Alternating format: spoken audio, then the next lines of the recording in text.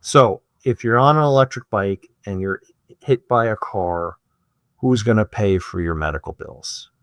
We've done a few videos in the past about no fault, so I'm not going to delve too much into that today, but no fault would likely apply to any electric bike operator who is struck by a vehicle as long as they're operating a class 1 or class 2 bike.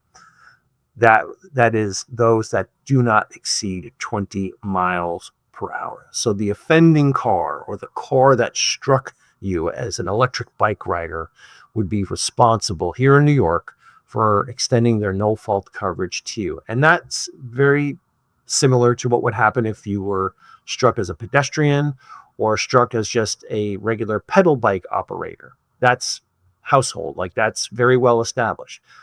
But the classification and the type of electric bike that a rider is on when hit by a vehicle definitely becomes something that's scrutinized by the insurance companies. And I've had a couple of cases where their investigation got pretty intense and involved something called an examination under oath.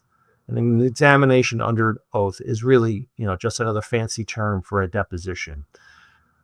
The insurance policies or the contract language in the policies actually gives the insurance companies the right to question even their own policyholders about the circumstances of an accident if they feel it's warranted.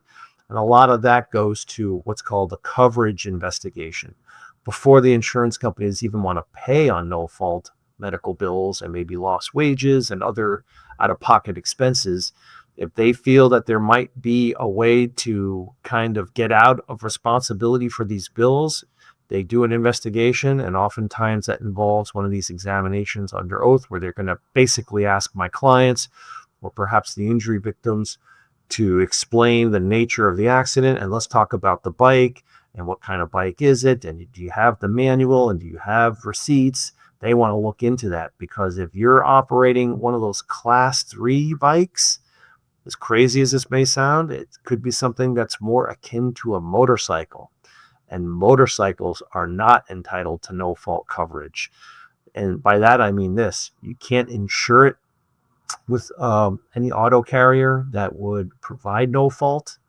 And if you're struck by a car operating one of those class 3 level electric bicycles, you're probably not going to be covered by that offending car's no fault coverage.